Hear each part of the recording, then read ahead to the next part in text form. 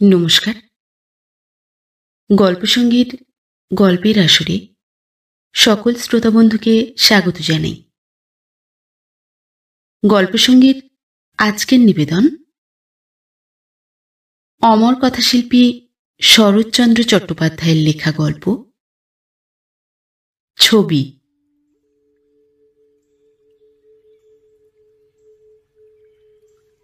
এই কাহিনী যে সময়ের, তখনও ব্রহ্মদেশ ইংরাজের অধীনে আসে নাই।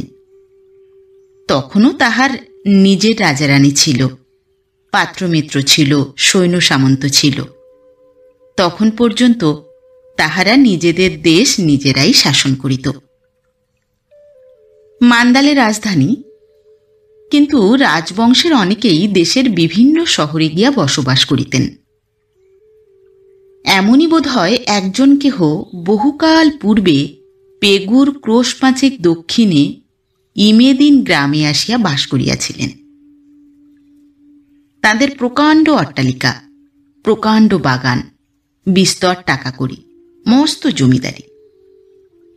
এই সকলের মালিক যিনি, তাঁর একদিন যখন পরকালের ডাক পড়িল, তখন বন্ধুকে ডাকিয়া কহিলেন, বাকো, ইচ্ছে ছিল তোমার ছেলের সঙ্গে আমার মেয়ের বিবাহ দিয়া যাইব, কিন্তু সে সময় হইল না। মাস হয়ে রহিল, তাহাকে দেখিও। ইহার বেশি বলার তিনি প্রয়োজন দেখিলেন না। বাকো তাঁর ছেলেবেলার বন্ধু। একদিন তাহারও অনেক টাকার সম্পত্তি ছিল। শুধু ফয়ার মন্দির গড়াইয়া আর ভিক্ষু খাওয়াইয়া আজ কেবল সে সর্বশান্ত নয়, ঋণগ্রস্ত। তথাপি এই লোকটিকেই তাহার যথাসর্বস্বের সঙ্গে একমাত্র কন্যাকে নির্ভয়ে সঁপিয়া দিতে এই মুমূর্ষুর লেশমাত্র বাধিল না। বন্ধুকে চিনিয়া লইবার এত বড় সুযোগই তিনি এ জীবনে পাইয়াছিলেন। কিন্তু এ দায়িত্ব বাকোকে অধিক দিন বহন করিতে হইল না। তাহারও ওপারের সমন আসিয়া পৌঁছিল, এবং সেই মহামান্য পরোয়ানা মাথায় করিয়া বৃদ্ধ বৎসর না ঘুরিতেই যেখানের ভার সেখানেই ফেলিয়া রাখিয়া অজানার দিকে পাড়ি দিলেন।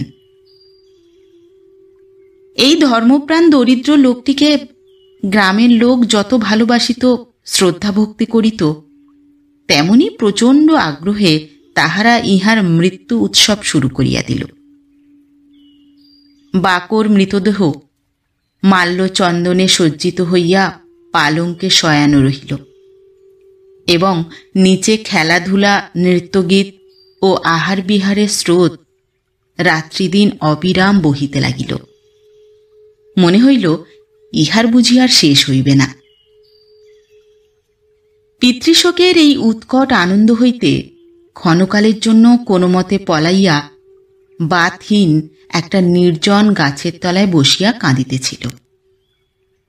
হঠাৎ চমকিয়া ফিরিয়া দেখিল, মা শোয়ে তাহার পিছনে আসিয়া দাঁড়াইয়াছে। সে ওড়নার প্রান্ত দিয়া নিঃশব্দে তাহার চোখ মুছিয়া দিল, এবং পাশে বসিয়া তাহার ডান হাতটা নিজের হাতের মধ্যে টানিয়া লইয়া চুপি চুপি বলিল, বাবা মরিয়াছেন, কিন্তু তোমার মা শোয়ে এখনো বাঁচিয়া আছে। বাতহীন ছবি আঁকিত। তাহার শেষ ছবিখানি সে একজন সওদাগরকে দিয়া রাজার দরবারে পাঠাইয়া দিয়াছিল।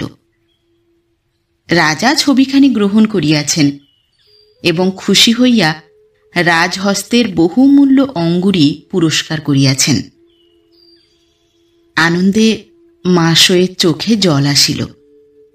সে তাহার পাশে দাঁড়াইয়া মৃদু কণ্ঠে কহিল, বাথিন, জগতে তুমি সকলের বড় চিত্রকর হইবে। বাথিন হাসিল, কহিল, বাবার ঋণ বোধহয় পরিশোধ করিতে পারিব। উত্তরাধিকার সূত্রে মা শোয়েই তাহার একমাত্র মহাজন। তাই এ কথায় সে সকলের চেয়ে বেশি লজ্জা পাইত। বলিল, তুমি বারবার এমন করিয়া খোঁটা দিলে আর আমি তোমার কাছে আসিব না। বাথিন চুপ করিয়া রহিল। কিন্তু ঋণের দায়ে পিতার মুক্তি হইবে না, এত বড় বিপত্তির কথা স্মরণ করিয়া তাহার সমস্ত অন্তরটা যেন শিহরিয়া উঠিল। বাথিনের পরিশ্রম আজকাল অত্যন্ত বাড়িয়াছে। জাতক হইতে একখানা নূতন ছবি আঁকিতেছিল, আজ সারাদিন মুখ তুলিয়া চাহে নাই। মাস হয়ে প্রত্যহ যেমন আসিত আজও তেমনি আসিয়াছিল। বাথিনের শোবার ঘর, বসিবার ঘর, ছবি আঁকিবার ঘর সমস্ত নিজের হাতে সাজাইয়া গুছাইয়া যাইত। চাকরদাসীর উপর এই কাজটির ভার দিতে তাহার কিছুতেই সাহস হইত না। সম্মুখে একখানা দর্পণ ছিল, তাহারই উপর বাথিনের ছায়া পড়িয়াছিল। মাস হয়ে অনেকক্ষণ পর্যন্ত এক দৃষ্টে চাহিয়া থাকিয়া হঠাৎ একটা নিঃশ্বাস ফেলিয়া কহিল, বাথিন, তুমি আমাদের মতো মেয়ে মানুষ হইলে এতদিন দেশের রানী হইতে পারিতে। বাথিন মুখ তুলিয়া হাসি মুখে বলিল, কেন বলো তো? রাজা তোমাকে বিবাহ করিয়া সিংহাসনে লইয়া যাইতেন। তার অনেক রানী, কিন্তু এমন রং, এমন চুল, এমন মুখ কি তাদের কারো আছে? এই বলিয়া সে কাজে মন দিল। কিন্তু বাথিনের মনে পড়িতে লাগিল, মান্দালেতে সে যখন ছবি আঁকা শিখিতেছিল তখনও এমনই কথা তাহাকে মাঝে মাঝে শুনিতে হইত। তখন সে হাসিয়া কহিল, কিন্তু রূপ চুরি করার উপায় থাকিলে তুমি বোধহয় আমাকে ফাঁকি দিয়া এতদিনে রাজার বামে গিয়া বসিতে। মাস হয়ে এই অভিযোগের কোনো উত্তর দিল না, কেবল মনে মনে বলিল, তুমি নারীর মতো দুর্বল, নারীর মতো কোমল, তাহাদের মতোই সুন্দর, তোমার রূপের সীমা নাই। এই রূপের কাছে সে আপনাকে বড় ছোট মনে করিত। বসন্তের প্রারম্ভে এই ইমেদিন গ্রামে প্রতি বছর অত্যন্ত সমারোহের সহিত ঘোড় দৌড় হইত। আজ সেই উপলক্ষে গ্রামান্তের মাঠে বহু জনসমাগম হইয়াছিল। মাস হয়ে ধীরে ধীরে বাথিনের পশ্চাতে আসিয়া দাঁড়াইল। সে এক মনে ছবি আঁকিতেছিল, তাই তাহার পদশব্দ শুনিতে পাইল না। মাস হয়ে কহিল, আমি আসিয়াছি, ফিরিয়া দেখো। বাথিন চকিত হইয়া ফিরিয়া চাহিল, বিস্মিত হইয়া জিজ্ঞাসা করিল, হঠাৎ এত সাজসজ্জা কিসের? বাহ, তোমার বুঝি মনে নাই? আজ আমাদের ঘোড় দৌড়, যে জয়ী হইবে সে তো আজ আমাকেই মালা দিবে। কই, তা তো শুনি নাই। বলিয়া বাথিন তাহার তুলিটা পুনরায় তুলিয়া লইতে যাইতেছিল। মাস হয়ে তাহার গলা জড়াইয়া ধরিয়া কহিল, না শুনিয়াছ নাই, কিন্তু তুমি ওঠো, আর কত দেরি করবে? এই দুটিতে প্রায় সমবয়সী, হয়তো বাথিন 2-4 মাসের বড় হইতেও পারে, কিন্তু শিশুকাল হইতে এমনি করিয়াই তাহারা এই 19টা বছর কাটাইয়া দিয়াছে। খেলা করিয়াছে, বিবাদ করিয়াছে, মারপিট করিয়াছে, আর ভালোবাসিয়াছে। সম্মুখের প্রকাণ্ড মুকুরে দুটি মুখ ততক্ষণ দুটি প্রস্ফুটিত গোলাপের মতো ফুটিয়া উঠিয়াছিল। বাথিন দেখাইয়া কহিল, ওই দেখো। মাস হয়ে কিছুক্ষণ নীরবে ওই দুটি ছবির পানে অতৃপ্ত নয়নে চাহিয়া রহিল। অকস্মাৎ আজ প্রথম তাহার মনে হইল সেও বড় সুন্দর। আবেশে 2 চক্ষু তাহার মুদিয়া আসিল। কানে কানে বলিল, আমি যেন চাঁদের কলঙ্ক। বাথিন আরো কাছে তাহার মুখখানি টানিয়া আনিয়া বলিল, না, তুমি চাঁদের কলঙ্ক নও, তুমি কাহারও কলঙ্ক নয়, তুমি চাঁদের কৌমুদিটি। একবার ভালো করিয়া চাহিয়া দেখো। কিন্তু নয়ন মেলিতে মাসয়ের সাহস হইল না। সে তেমনি দুচক্ষু মুদিয়া রহিল। হয়তো এমনি করিয়াই বহুক্ষণ কাটিত, কিন্তু একটা প্রকাণ্ড নরনারীর দল নাচিয়া গাহিয়া সম্মুখের পথ দিয়া উৎসবে যোগ দিতে চলিয়াছিল। মাসয়ে ব্যস্ত হইয়া উঠিয়া দাঁড়াইয়া কহিল, চলো, সময় হইয়াছে। কিন্তু আমার যাওয়া যে একেবারে অসম্ভব মাসয়ে। কেন? এই ছবিখানি 5 দিনে শেষ করিয়া দিব চুক্তি করিয়াছি। না দিলে সে মান্দালে চলিয়া যাইবে, সুতরাং ছবিও লইবে না, টাকাও দিবে না। টাকার উল্লেখে মাসয়ে কষ্ট পাইত, লজ্জা বোধ করিত। রাগ করিয়া বলিল, কিন্তু তা বলিয়া তো তোমাকে এমন প্রাণপাত পরিশ্রম করিতে দিতে পারি না। বাথিন এ কথার কোনো উত্তর দিল না। পিতৃদিন স্মরণ করিয়া তাহার মুখের উপর যে ম্লান ছায়া পড়িল, তাহা আর একজনের দৃষ্টি এড়াইল না। কহিল, আমাকে বিক্রি করিও, আমি দ্বিগুণ দাম দিব। বাথিনের তাহাতে সন্দেহ ছিল না। হাসিয়া জিজ্ঞাসা করিল, কিন্তু করিবে কি?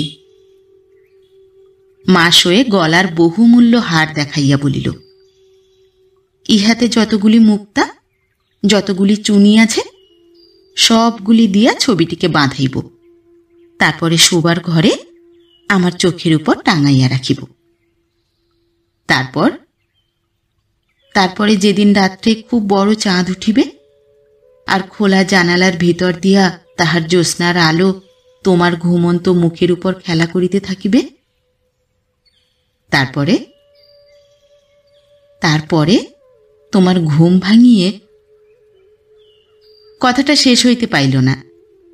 নিচে মাসয়ের গরুর গাড়ি অপেক্ষা করিতেছিল। তাহার গাড়োয়ানের উচ্চ কণ্ঠের আহ্বান শোনা গেল।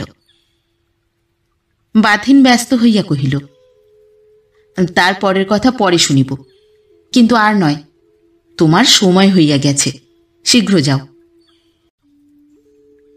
কিন্তু সময় বহিয়া যাইবার কোনো লক্ষণ মাসয়ের আচরণে দেখা গেল না। কারণ সে আরও ভালো করিয়া বসিয়া কহিল, আমার শরীর খারাপ বোধ হইতেছে, আমি যাব না। যাবে না? কথা দিয়াছ, সকলে উদ্গ্রীব হইয়া তোমার প্রতীক্ষা করিতেছে, তা জানো? মাসয়ে প্রবল বেগে মাথা নাড়িয়া কহিল, তা করুক, চুক্তিভঙ্গের অত লজ্জা আমার নাই, আমি যাব না। ছি, তবে তুমিও চলো। পারিলে নিশ্চয়ই যাইতাম, কিন্তু তাই বলিয়া আমার জন্য তোমাকে আমি সত্যভঙ্গ করিতে দিব না। আর দেরি করিও না, যাও। তাহার গম্ভীর মুখ ও শান্ত দৃঢ় কণ্ঠস্বর শুনিয়া মাসয়ে উঠিয়া দাঁড়াইল। অভিমানে মুখখানি ম্লান করিয়া কহিল, তুমি নিজের সুবিধার জন্য আমাকে দূর করিতে চাও। দূর আমি হইতেছি, কিন্তু আর কখনো তোমার কাছে আসিব না। এক মুহূর্তে বাথিনের কর্তব্যের দৃঢ়তা স্নেহের জলে গলিয়া গেল। সে তাহাকে কাছে টানিয়া লইয়া সহাস্যে কহিল, এত বড় প্রতিজ্ঞাটা করিয়া বসিও না মাসয়ে। আমি জানি ইহার শেষ কি হইবে, কিন্তু আর তো বিলম্ব করা চলে না। মাসয়ে তেমনি বিষণ্ণ মুখেই উত্তর দিল, আমি না আসিলে খাওয়া পড়া হইতে আরম্ভ করিয়া সকল বিষয়ে তোমার যে দশা হইবে, সে আমি সহিতে পারিব না জানো বলিয়াই আমাকে তুমি তাড়াইতে পারিলে। এই বলিয়া সে প্রত্যুত্তরের অপেক্ষা না করিয়াই দ্রুতপদে ঘর হইতে বাহির হইয়া গেল। প্রায় অপরাহ্ন বেলায় মাসয়ের রূপা বাঁধানো ময়ূরপঙ্খী গোজান যখন ময়দানে আসিয়া পৌঁছিল, তখন সমবেত জনমণ্ডলী প্রচণ্ড কলরবে কোলাহল করিয়া উঠিল। সে যুবতী, সে সুন্দরী, সে অবিবাহিতা, এবং বিপুল ধনের অধিকারিণী। মানবের যৌবন রাজ্যে তাহার স্থান অতি উচ্চে, তাই এখানেও বহুমানের আসনটি তাহারই জন্য নির্দিষ্ট হইয়াছিল। সে আজ পুষ্পমাল্য বিতরণ করিবে। তাহার পর যে ভাগ্যবান এই রমণীর শিরে জয়মাল্যটি সর্বাগ্রে পরাইয়া দিতে পারিবে, তাহার অদৃষ্টই আজ যেন জগতে হিংসা করিবার একমাত্র বস্তু। সজ্জিত অশ্বপৃষ্ঠে রক্তবর্ণ পোশাকে সওয়ারগণ উৎসাহ ও চাঞ্চল্যের আবেগ কষ্টে সংযত করিয়াছিল। দেখিলে মনে হয় আজ সংসারে তাহাদের অসাধ্য কিছু নাই। ক্রমশ সময় আসন্ন হইয়া আসিল এবং যে কয়জন অদৃষ্ট পরীক্ষা করিতে আজ উদ্যত, তাহারা সারি দিয়া দাঁড়াইল এবং ক্ষণেক পরেই ঘণ্টার সঙ্গে সঙ্গে মরি বাঁচি জ্ঞানশূন্য হইয়া কয়জন ঘোড়া ছুটাইয়া দিল। ইহা বীরত্ব, ইহা যুদ্ধের অংশ। মাসয়ের পিতৃপিতামহগণ সকলেই যুদ্ধ ব্যবসায়ী। ইহার উন্মত্ত বেগ নারী হইলেও তাহার ধমনীতে বহমান ছিল। যে জয়ী হইবে তাহাকে সমস্ত হৃদয় দিয়া সংবর্ধনা না করিবার সাধ্য তাহার ছিল না।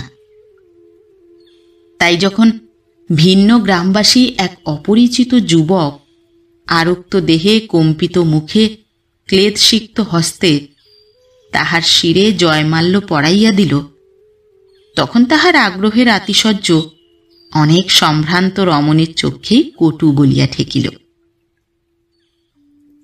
ফিরিবার পথে সে তাহাকে আপনার পার্শ্বে গাড়িতে স্থান দিল এবং সজল কণ্ঠে কহিল, আপনার জন্য আমি বড় ভয় পাইয়াছিলাম। একবার এমনও মনে হইয়াছিল অত বড় উঁচু প্রাচীর কোনরূপে যদি কোথাও পা ঠেকিয়া যায়। যুবক বিনয়ে ঘাড় হেঁট করিল, কিন্তু এই অসম সাহসী বলিষ্ঠ বীরের সহিত মাসয়ে মনে মনে তাহার সেই দুর্বল, কোমল ও সর্ববিষয়ে অপটু চিত্রকরের সহিত তুলনা না করিয়া পারিল না। এই যুবকটির নাম পথিন। কথায় কথায় পরিচয় হইলে জানা গেল ইনিও উচ্চবংশীয়, ইনিও ধনী এবং তাহাদেরই দূর আত্মীয়। মাসয়ে আজ অনেককেই তাহার প্রাসাদে সান্ধ্যভোজে নিমন্ত্রণ করিয়াছিল। তাহারা এবং আরও বহু লোক ভিড় করিয়া গাড়ির সঙ্গে সঙ্গে আসিতেছিল। আনন্দের আগ্রহে তাহাদের তাণ্ডব নৃত্যোত্থিত ধুলার মেঘে ও সঙ্গীতের অসহ্য নিনাদে সন্ধ্যার আকাশ তখন একেবারে আচ্ছন্ন অভিভূত হইয়া পড়িতেছিল। এই ভয়ঙ্কর জনতা যখন তাহার বাটির সম্মুখ দিয়া অগ্রসর হইয়া গেল, তখন ক্ষণকালের নিমিত্ত বাথিন তাহার কাজ ফেলিয়া জানালায় আসিয়া নীরবে চাহিয়া রহিল। সান্ধ্যভোজের প্রসঙ্গে পরদিন মাসয়ে বাথিনকে কহিল, কাল সন্ধ্যাটা আনন্দে কাটিল। অনেকেই দয়া করিয়া আসিয়াছিলেন, শুধু তোমার সময় ছিল না বলিয়া তোমাকে ডাকি নাই। সেই ছবিটা সে প্রাণপণে শেষ করিতেছিল। মুখ না তুলিয়াই বলিল, ভালোই করিয়াছিলে। এই বলিয়া সে কাজ করিতে লাগিল। বিস্ময়ে মাসয়ে স্তম্ভিত হইয়া বসিয়া রহিল। কথার ভারে তাহার পেট ফুলিতেছিল। কাল বাথিন কাজের চাপে উৎসবে যোগ দিতে পারে নাই, তাই আজ অনেকক্ষণ ধরিয়া অনেক গল্প করিবে মনে করিয়াই সে আসিয়াছিল, কিন্তু সমস্তই উল্টা রকমের হইয়া গেল। কেবল একা একা প্রলাপ চলিতে পারে, কিন্তু আলাপের কাজ চলে না। তাই সে শুধু স্তব্ধ হইয়া বসিয়া রহিল। কিছুতেই অপর পক্ষের প্রবল ঔদাস্য ও গভীর নীরবতার রুদ্ধ দ্বার ঠেলিয়া ভিতরে প্রবেশ করিতে আজ ভরসা করিল না। প্রতিদিন যে সকল ছোটখাটো কাজগুলি সে করিয়া যায়, আজ সেগুলিও পড়িয়া রহিল। কিছুতেই হাত দিতে তাহার প্রবৃত্তি হইল না। এইভাবে অনেকক্ষণ কাটিয়া গেল। একবার বাথিন মুখ তুলিল না, একবার একটা প্রশ্ন করিল না। কালকের অত বড় ব্যাপারের প্রতিও তাহার যেমন লেশমাত্র কৌতূহল নাই, কাজের ফাঁকে হাঁপ ফেলিবারও তাহার তেমনি অবসর নাই। বহুক্ষণ পর্যন্ত নিঃশব্দে কুণ্ঠিত ও লজ্জিত হইয়া থাকিয়া অবশেষে সে উঠিয়া দাঁড়াইয়া মৃদুকণ্ঠে কহিল, আজ আসি। বাথিন ছবির উপর চোখ রাখিয়াই বলিল, এসো। যাবার সময় মাসোয়ের মনে হইল যেন সে এই লোকটির অন্তরের কথাটা বুঝিয়াছে।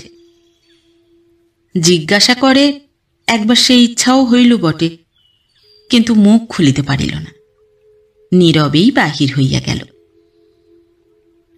বাটিতে পা দিয়াই দেখিল পথিন বসিয়া আছে। গতরাত্রির আনন্দ উৎসবের জন্য ধন্যবাদ দিতে আসিয়াছিল। অতিথিকে মাসোয়ে যত্ন করিয়া বসাইল। লোকটা প্রথমে মাসোয়ের ঐশ্বর্যের কথা তুলিল, পরে তাহার বংশের কথা, তাহার পিতার খ্যাতির কথা, তাহার রাজোদ্দারের সম্ভ্রমের কথা, এমনই কত কিসে অনর্গল বকিয়া যাইতে লাগিল। এ সকল কতকবা সে শুনিল, কতকবা তাহার অন্যমনস্ক কানে পৌঁছিল না। কিন্তু লোকটা শুধু বলিষ্ঠ এবং অতি সাহসী ঘোড়সওয়ারই নয়, সে অত্যন্ত ধূর্ত। মাসোয়ের এই ঔদাসীন্য তাহার অগোচর রহিল না। সে মান্দালের রাজপরিবারের প্রসঙ্গ তুলিয়া অবশেষে যখন সৌন্দর্যের আলোচনা শুরু করিল এবং কৃত্রিম সারল্যে পরিপূর্ণ হইয়া এই রমণীকে লক্ষ্য এবং উপলক্ষ্য করিয়া বারংবার তাহার রূপ ও যৌবনের ইঙ্গিত করিতে লাগিল, তখন তাহার মনে মনে অতিশয় লজ্জা করিতে লাগিল বটে, কিন্তু একটা অপরূপ আনন্দ ও গৌরব অনুভব না করিয়াও থাকিতে পারিল না। এবং আলাপ শেষ হইলে পথিন বিদায় গ্রহণ করিল, তখন আজিকার রাত্রির জন্য সে আহারের নিমন্ত্রণ লইয়া গেল। কিন্তু চলিয়া গেলে তাহার কথাগুলা মনে মনে আবৃত্তি করিয়া মাসোয়ের সমস্ত মন ছোট এবং গ্লানিতে ভরিয়া উঠিল, এবং নিমন্ত্রণ করিয়া ফেলার জন্য বিরক্তি ও বিতৃষ্ণার অবধি রহিল না। সে তাড়াতাড়ি আরও জন কয়েক বন্ধুবান্ধবকে নিমন্ত্রণ করিয়া চাকর দিয়া চিঠি পাঠাইয়া দিল। অতিথিরা যথাসময়েই হাজির হইলেন, এবং আজও অনেক হাসি তামাশা, অনেক গল্প, অনেক নৃত্যগীতের সঙ্গে যখন খাওয়া দাওয়া শেষ হইল, তখন রাত্রি আর বড় বাকি নাই। ক্লান্ত পরিশ্রান্ত হইয়া সে শুইতে গেল, কিন্তু চোখে ঘুম আসিল না।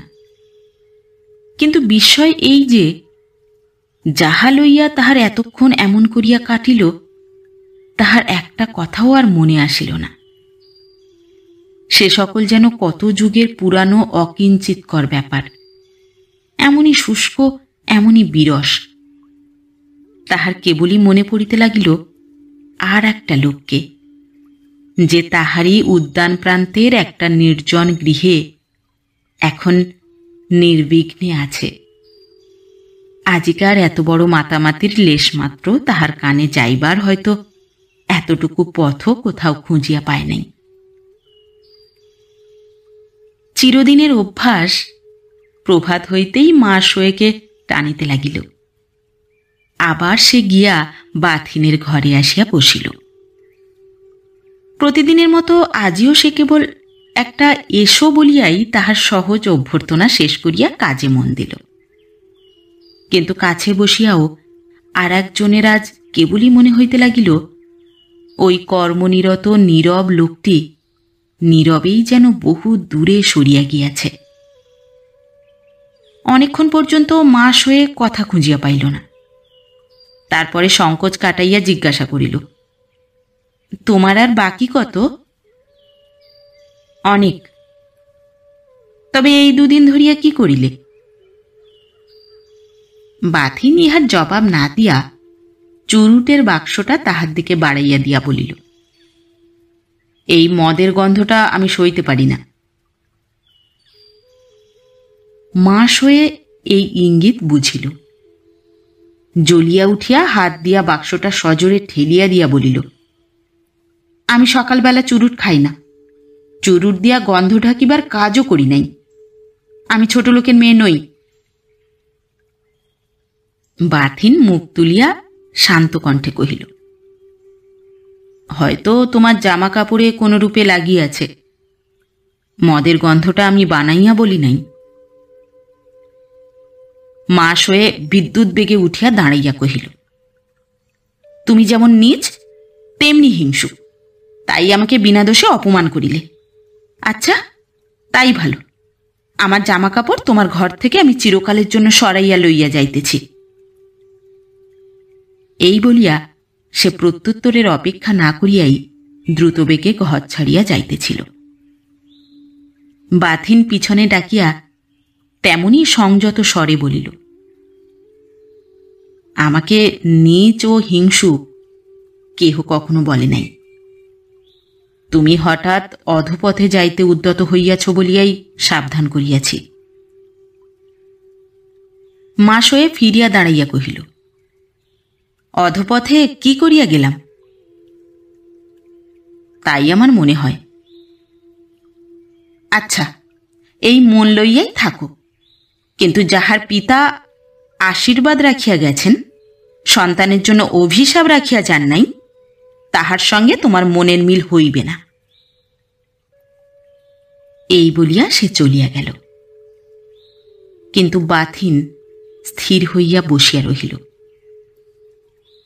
কেহ যে কোনো কারণেই কাহাকে এমন মর্মান্তিক করিয়া বিঁধিতে পারে, এত ভালোবাসা একদিনেই যে এত বড় বিষ হইয়া উঠিতে পারে, ইহা সে ভাবিতেও পারিত না। মাস হয়ে বাটি আসিয়াই দেখিল পথহীন বসিয়া আছে। সে সসম্ভ্রমে উঠিয়া দাঁড়াইয়া অত্যন্ত মধুর করিয়া একটু হাস্য করিল। হাসি দেখিয়া মাস হয়ের দুই ভ্রু বোধ করি অজ্ঞাতসারেই কুঞ্চিত হইয়া উঠিল। কহিল, আপনার কি বিশেষ কোনো প্রয়োজন আছে? না, প্রয়োজন এমন। তাহলে আমার সময় হবে না, বলিয়া পাশের সিঁড়ি দিয়া মাস হয়ে উপরে চলিয়া গেল। গত নিশার কথা স্মরণ করিয়া লোকটা একেবারে হতবুদ্ধি হইয়া গেল। কিন্তু বেহারাটা সম্মুখে আসিতেই কাষ্ঠ হাসির সঙ্গে হাতে তাহার একটা টাকা গুঁজিয়া দিয়া শীষ দিতে দিতে বাহির হইয়া গেল। শিশুকাল হইতে যে দুইজনের কখনো এক মুহূর্তের জন্য বিচ্ছেদ ঘটে নাই, অদৃষ্টের বিড়ম্বনায় আজ মাসাধিক কাল গত হইয়াছে, কাহারও সহিত কেহ সাক্ষাৎ করে নাই। মাস হয়ে এই বলিয়া আপনাকে বুঝাইবার চেষ্টা করে যে এ এক প্রকার ভালোই হইল, যে মোহের জাল এই দীর্ঘদিন ধরিয়া তাহাকে কঠিন বন্ধনে অভিভূত করিয়া রাখিয়াছিল, তাহা ছিন্ন হইয়া গিয়াছে, আর তাহার সহিত বিন্দুমাত্র সংস্রব নাই। এই ধনীর কন্যার নবীন উদ্দাম প্রকৃতি পিতা বিদ্যমানেও অনেকদিন এমন অনেক কাজ করিতে চাহিয়াছে, যাহা কেবলমাত্র গম্ভীর ও সংযত চিত্ত বাথিনের বিরক্তির ভয়েই পারে নাই।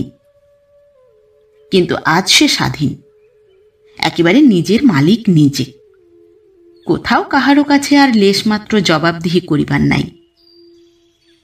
এই একটিমাত্র কথা লইয়া সে মনে মনে অনেক তোলাপাড়া, অনেক ভাঙা করা করিয়াছে, কিন্তু একটা দিনের জন্য কখনো আপনার হৃদয়ের নিগূঢ়তম গৃহটির দ্বার খুলিয়া দেখে নাই সেখানে কি আছে। দেখিলে দেখিতে পাইত এতদিন শুদ্ধমাত্র সে আপনাকেই আপনি ঠকাইয়াছে। সেই নিভৃত গোপন কক্ষে দিবানিশি উভয়ে মুখোমুখি বসিয়া আছে, প্রেমালাপ করিতেছে না, কলহ করিতেছে না, কেবল নিঃশব্দে উভয়ের চক্ষু বাহিয়া অশ্রু বহিয়া যাইতেছে।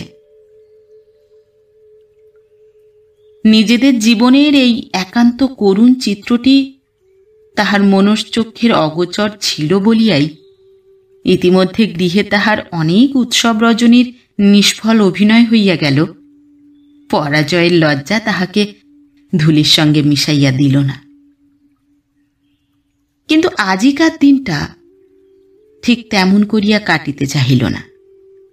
কেন, সেই কথাটাই বলিব। জন্মতিথি উপলক্ষে প্রতি বৎসর তাহার গৃহে একটা আমোদ আহ্লাদ ও খাওয়া দাওয়ার অনুষ্ঠান হইত। আজ সেই আয়োজনটাই কিছু অতিরিক্ত আড়ম্বরের সহিত হইতেছিল। বাটির দাসদাসী হইতে আরম্ভ করিয়া প্রতিবেশীরা পর্যন্ত আসিয়া যোগ দিয়াছে। কেবল তাহার নিজেরই যেন কিছুতে গা নাই। সকাল হইতে আজ তাহার মনে হইতে লাগিল সমস্ত বৃথা, সমস্ত পণ্ডশ্রম। কেমন করিয়া যেন এতদিন তাহার মনে হইতেছিল ওই লোকটাও দুনিয়ার অপর সকলেরই মতো। সেও মানুষ, সেও ঈর্ষার অতীত নয়। তাহার গৃহের এই যে সব আনন্দ উৎসবের অপর্যাপ্ত ও নবনব আয়োজন, ইহার বার্তা কি তাহার রুদ্ধ বাতায়ন ভেদিয়া সেই নিভৃত কক্ষে গিয়া পশে না? তাহার কাজের মধ্যে কি বাধা দেয় না? হয়তোবা সে তাহার তুলিটা ফেলিয়া দিয়া কখনো স্থির হইয়া বসে, কখনো বা অস্থির দ্রুতপদে ঘরের মধ্যে ঘুরিয়া বেড়ায়, কখনো বা নিদ্রাবিহীন তপ্ত শয্যায় পড়িয়া সারা রাত্রি জ্বলিয়া পুড়িয়া মরে, কখনো বা।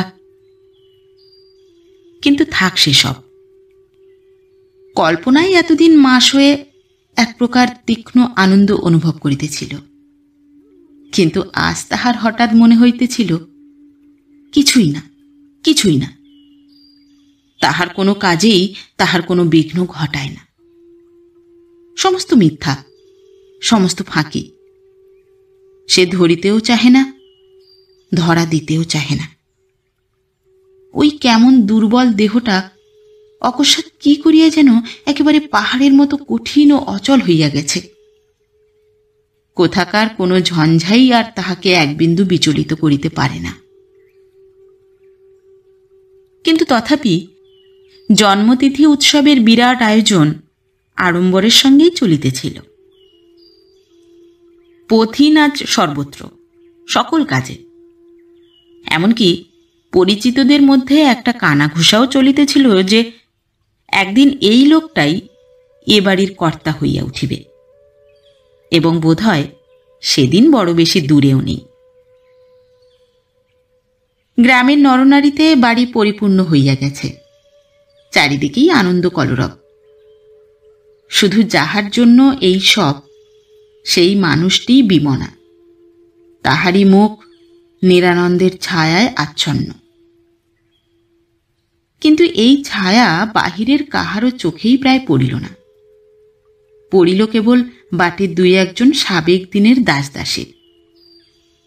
আর পড়িল বোধহয় তাহার, যিনি অলক্ষ্যে থাকিয়াও সমস্ত দেখেন। কেবল তিনিই দেখিতে লাগিলেন ওই মেয়েটির কাছে আজ সমস্তই শুধু বিড়ম্বনা। এই জন্মতিথির দিনে প্রতি বৎসর যে লোকটি সকলের আগে গোপনে তাহার গলায় আশীর্বাদের মালা পরাইয়া দিত, আজ সে লোক নাই, সে মালা নাই, সে আশীর্বাদের আজ একান্ত অভাব। মাসয়ের পিতার আমলের বৃদ্ধ আসিয়া কহিল, ছোট মা, কই তাহাকে তো দেখি না। বুড়া কিছুকাল পূর্বে কর্মে অবসর লইয়া চলিয়া গিয়াছিল। তাহার ঘরও অন্য গ্রামে। এই মনান্তরের খবর সে জানিত না। আজ আসিয়া চাকর মহলে শুনিয়াছে। মা শোয়ে উদ্ধতভাবে বলিল, দেখিবার দরকার থাকে তাহার বাড়ি যাও, আমার এখানে কেন? বেশ, তাই যাইতেছি বলিয়া বৃদ্ধ চলিয়া গেল। মনে মনে বলিয়া গেল, কেবল তাকে একাকী দেখলেই তো চলিবে না, তোমাদের দুজনকে আমার একসঙ্গে দেখা চাই, নইলে এতটা পথ বৃথাই হাঁটিয়া আসিয়াছি। কিন্তু বুড়ার মনের কথাটি এই নবীনার অগোচর রহিল না।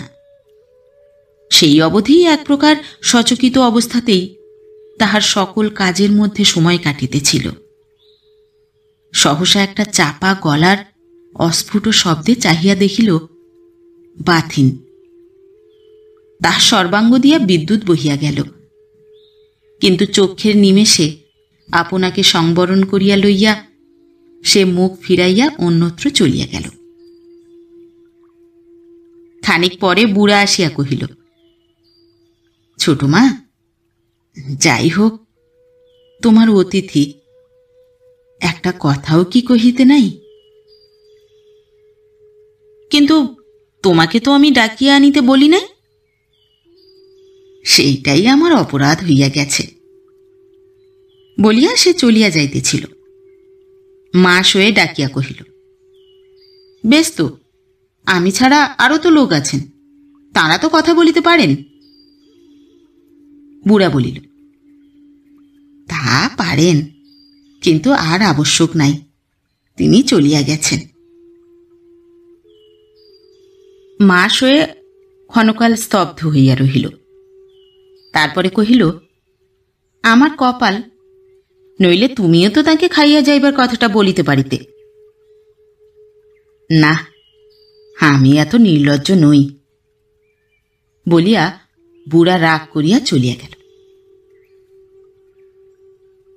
এই অপমানে বাথিনের চোখে জল আসিল, কিন্তু সে কাহাকেও দোষ দিল না, কেবল আপনাকে বারংবার ধিক্কার দিয়া কহিল, এ ঠিকই হইয়াছে, আমার মতো লজ্জাহীনের ইহারই প্রয়োজন ছিল।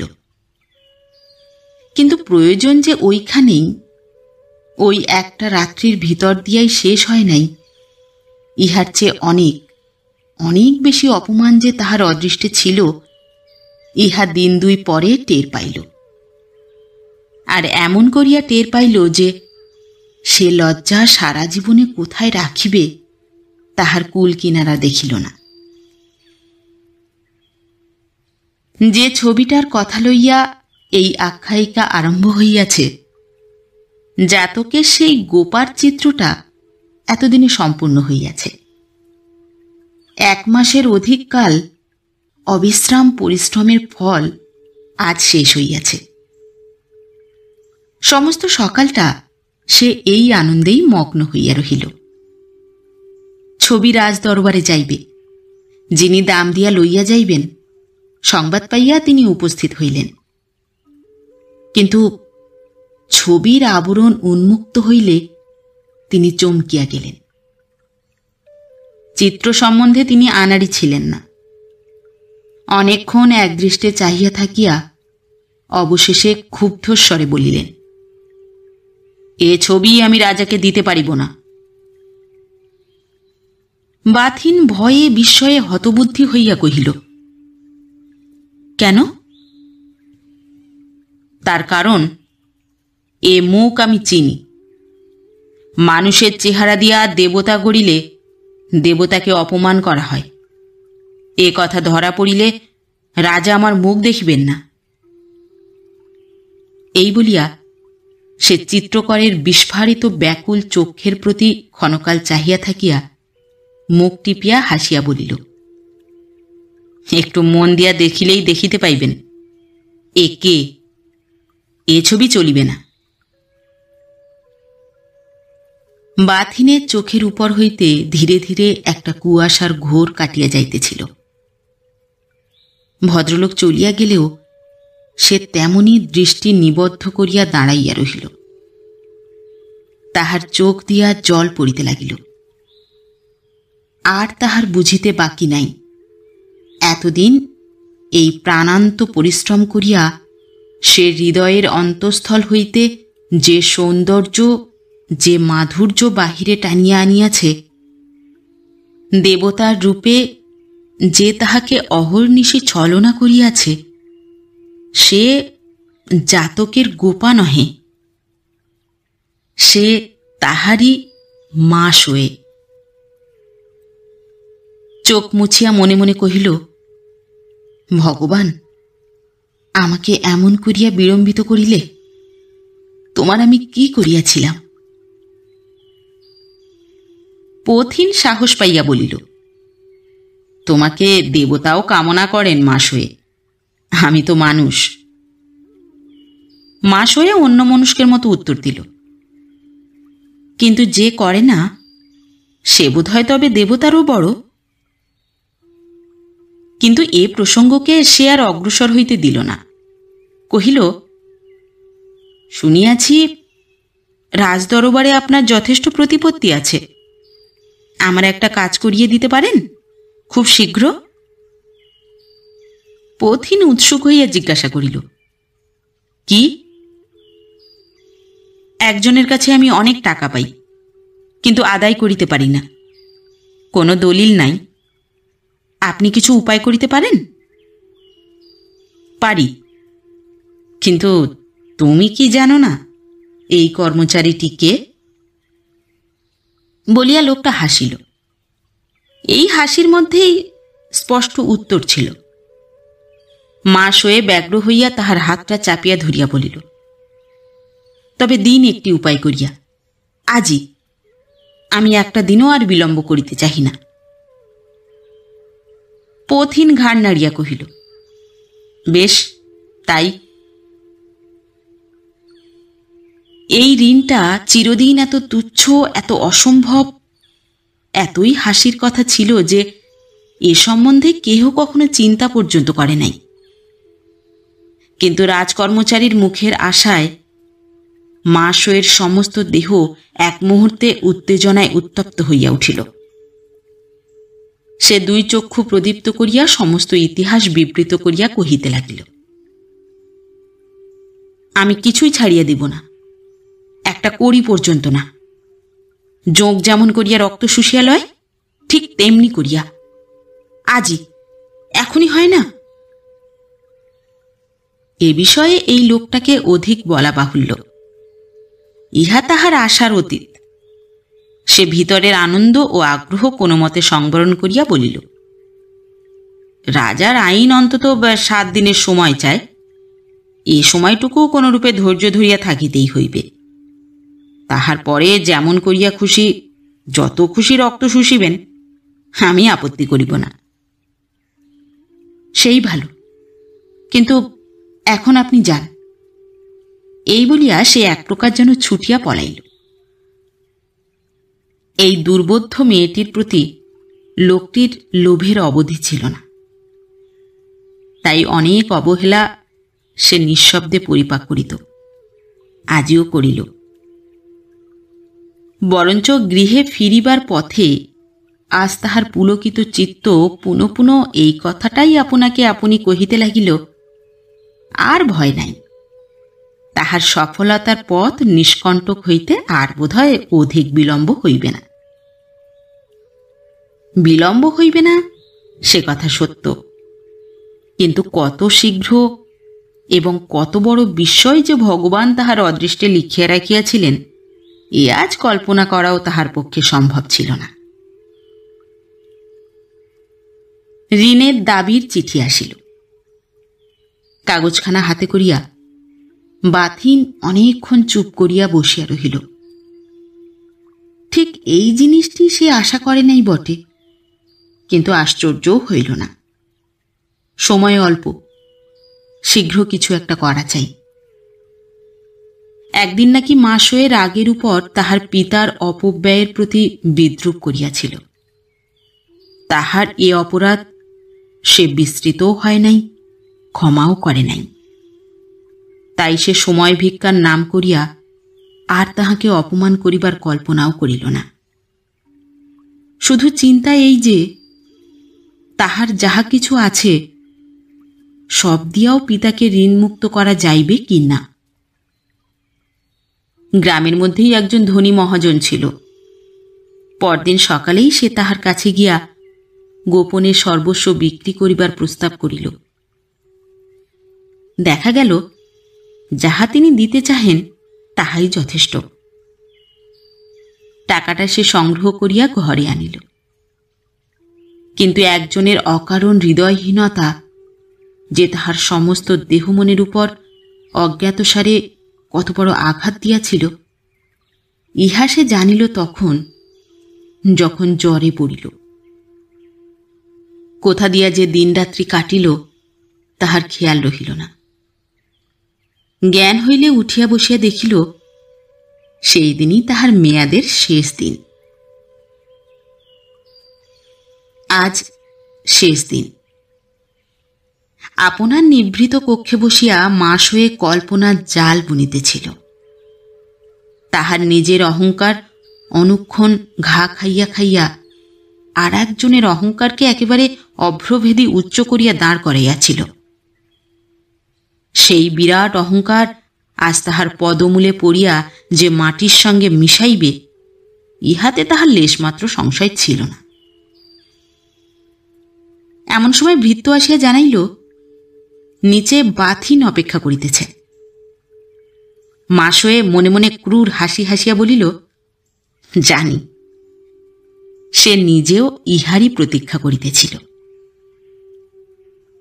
মাসয়ে নিচে আসিতেই বাথিন উঠিয়া দাঁড়াইল, কিন্তু তাহার মুখের দিকে চাহিয়া মাসয়ের বুকে শেল বিঁধিল।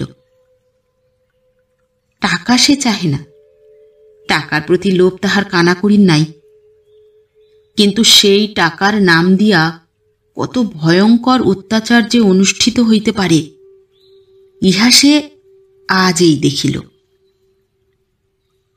বাথিন প্রথমে কথা কহিল, বলিল, আজ 7 দিনের শেষ দিন, তোমার টাকা আনিয়াছি। হায় রে, মানুষ মরিতে বসিয়াও দর্প ছাড়িতে চায় না, নইলে প্রত্যুত্তরে এমন কথা মাসয়ের মুখ দিয়া কেমন করিয়া বাহির হইতে পারিল যে সে সামান্য কিছু টাকা প্রার্থনা করে নাই, ঋণের সমস্ত টাকা পরিশোধ করিতে বলিয়াছে। বাথিনের পীড়িত শুষ্ক মুখ হাসিতে ভরিয়া গেল। বলিল, তাই বটে, তোমার সমস্ত টাকাই আনিয়াছি। সমস্ত টাকা পেলে কোথায়? কালই জানিতে পারিবে। ওই বাক্সটায় টাকা আছে, কাহাকেও গনিয়া লইতে বলো। গাড়োয়ান দ্বারপ্রান্ত হইতে তাহাকে লক্ষ্য করিয়া জিজ্ঞাসা করিল, আর কত বিলম্ব হইবে? বেলা থাকিতে বাহির হইতে না পারিলে যে পেগুতে রাত্রের মতো আশ্রয় মিলিবে না। মাস হয়ে গলা বাড়াইয়া দেখিল পথের উপর বাক্স বিছানা প্রভৃতি বোঝাই দেওয়া গোজান দাঁড়াইয়া। ভয়ে চক্ষের নিমেষে তাহার সমস্ত মুখ বিবর্ণ হইয়া উঠিল। ব্যাকুল হইয়া একেবারে সহস্র প্রশ্ন করিতে লাগিল। পেগুতে কে যাবে? গাড়ি কার? কোথায় এত টাকা পেলে? চুপ করিয়া আছো কেন? তোমার চোখ অত শুকনো কিসের জন্য? কাল কি জানিব, আজ বলিতে তোমার। বলিতে বলিতেই সে আত্মবিস্মৃত হইয়া কাছে আসিয়া তাহার হাত ধরিল এবং নিমেষে হাত ছাড়িয়া দিয়া তাহার ললাট স্পর্শ করিয়া চমকিয়া উঠিল। উফ, এ যে জ্বর! তাই তো বলি, মুখ এত ফ্যাকাশে কেন? বাথিন আপনাকে মুক্ত করিয়া লইয়া শান্ত মৃদু কণ্ঠে কহিল, বসো। বলিয়া সে নিজেই বসিয়া পড়িয়া কহিল, আমি মান্দালে যাত্রা করিয়াছি। আজ তুমি আমার একটা শেষ অনুরোধ শুনিবে? মাসয়ে ঘাড় নাড়িয়া জানাইল সে শুনিবে। বাথিন একটু স্থির থাকিয়া কহিল, আমার শেষ অনুরোধ,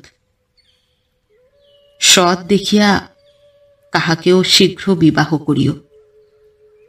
এমন অবিবাহিত অবস্থায় আর বেশি দিন থাকিও না।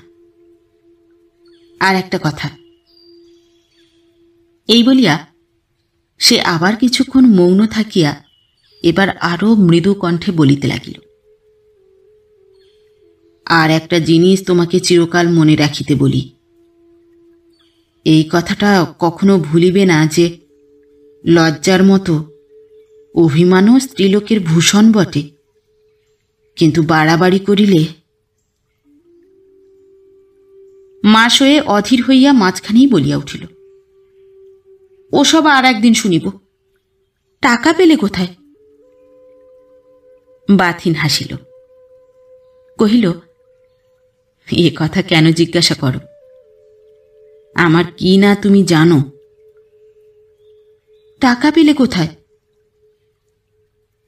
বাথিন ঢোক গিলিয়া ইতস্তত করিয়া অবশেষে কহিল, বাবার ঋণ তাঁর সম্পত্তি দিয়াই শোধ হইয়াছে, নইলে আমার নিজের আর আছে কি?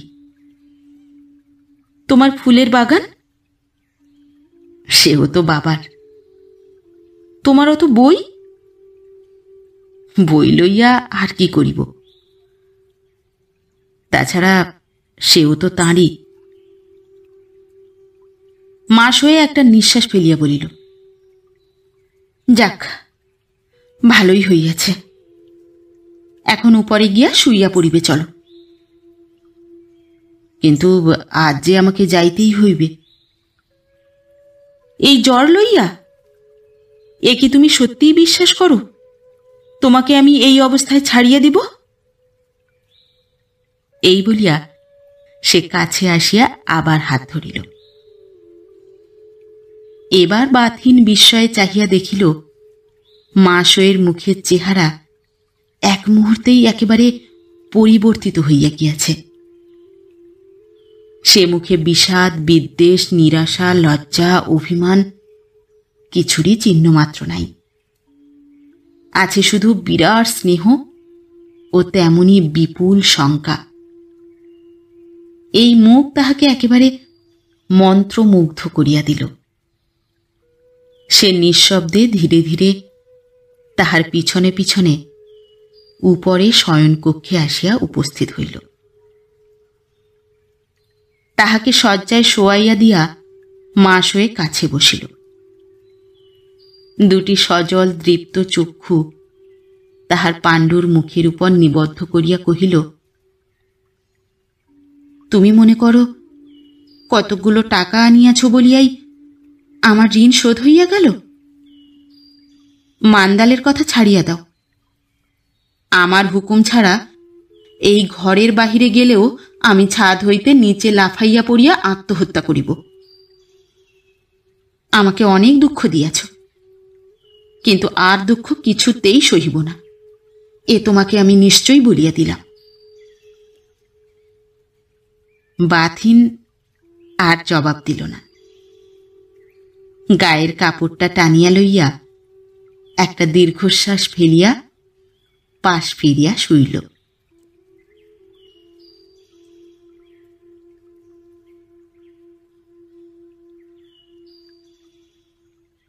নমস্কার। নতুন একটি গল্প নিয়ে খুব শিগগির ফিরে আসছি। ততক্ষণ সবাই ভালো থাকবেন, সুস্থ থাকবেন। গল্প পাঠ কেমন লাগলো অবশ্যই কমেন্ট করে জানাবেন, এবং ভিন্ন ভিন্ন স্বাদের অডিও স্টোরি শোনার জন্য অবশ্যই চ্যানেলটি সাবস্ক্রাইব করবেন। ধন্যবাদ।